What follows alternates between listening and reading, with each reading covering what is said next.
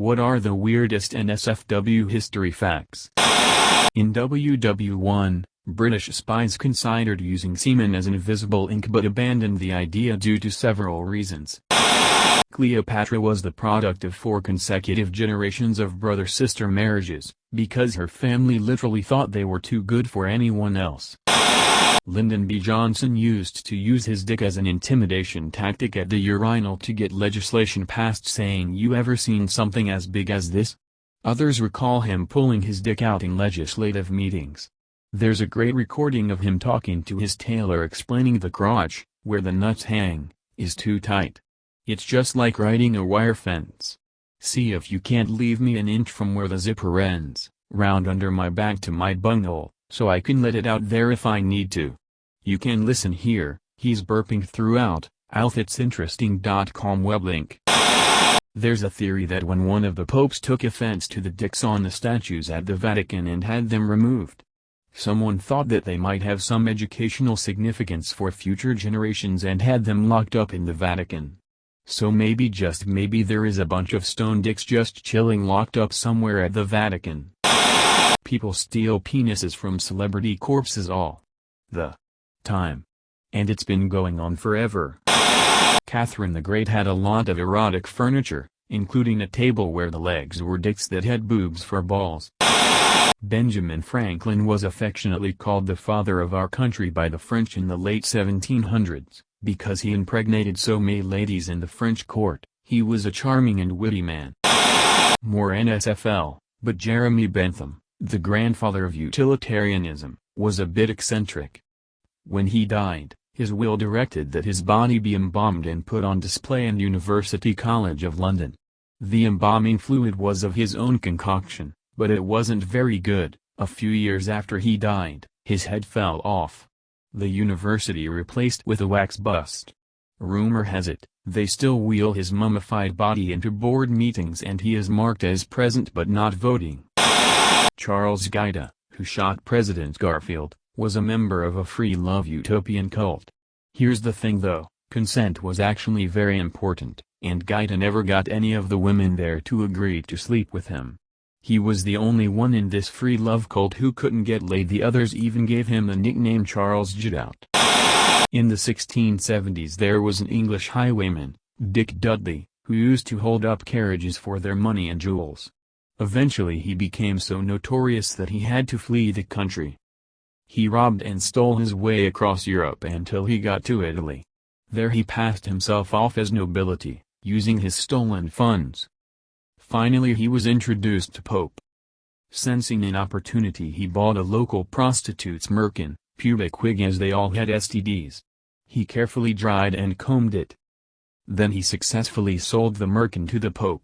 Records are inconclusive on whether it was Clement X or Innocent XI, claiming it was the beard of St. John. The Pope was so ecstatic that he profusely kissed the disease-ridden hooker's pubic wig and paid up. Dick Dudley swiftly fled from Italy before he was uncovered. I read the book In the Heart of the Sea when I was in high school, and apparently some of the wives of Nantucket whalers had wooden or plaster dildos for when their husbands were at sea. Fairly safe bet that it wasn't unique to that community. Whores in the 1700s wore pubic wigs, called merkins. They shaved to keep the crabs at bay, and was thought it was unnatural to have a bald cooter. Actresses also wear them in nude scenes, so that even in full frontal shots you can't see anything. Because it's totally acceptable for movies to show flopping dongs, but God forbid anyone sees some labia. Way back before plastics, rubber and latex, women would fashion dildos out of wood. They would carve and smooth them out. I haven't been able to 100% verify it, but Gandhi used to sleep naked with preteen girls to test his celibacy. He was also super fucking racist. This is a true fact. Gandhi used to sleep naked with his nieces. He was initially a racist, but apparently later softened his view. Also, he was a casteist. There was a movement in some Ghana university to get his idol removed and put in place Dr. B.R. Ambedkar's statue, another stalwart in the Indian history. We don't know for sure why. This is just an ongoing widely accepted theory, but fun nonetheless. Catholic monks in England in the 1600s used to fill manuscripts with penises and vaginas as tests for their faith in God. This would later expand as far as pins of an anthropomorphic clitoris man with a hat that people would buy when they go on vacation, sometimes depicted riding a penis horse. There are modern recreations of these clitoris man pins you can buy online. They're usually pretty high quality. Genghis Khan has slept with so many women that almost every 200th person in Mongolia is related to him.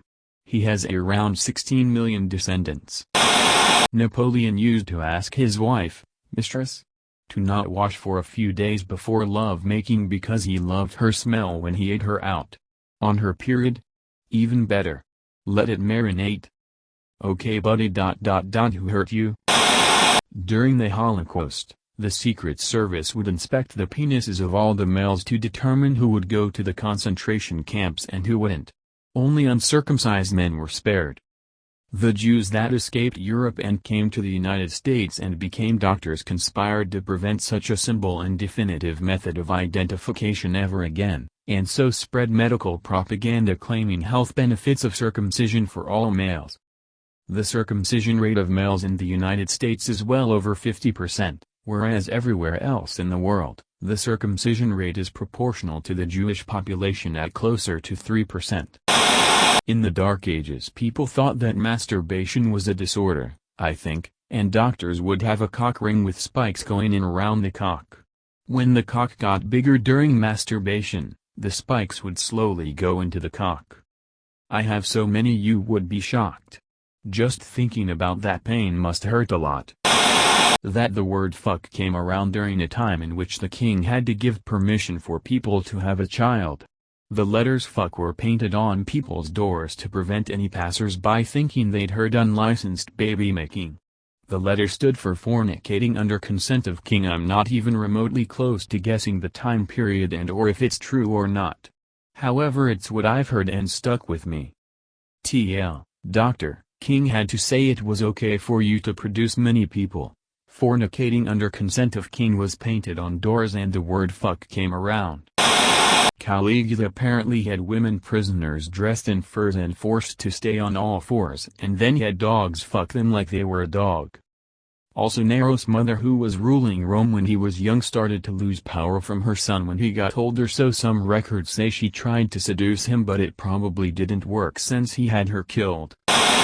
Didn't see it on the thread so forgive me if this is a repost, but there's historical accounts of Hitler not only having a sexual relationship with his half-niece starting at I believe 14 it was and went on for years. One of the acts was described as him laying in the floor and making her squat over him and urinate all over his face. So yeah, Hitler likes golden showers from underage girls. Also technically incest for bonus points.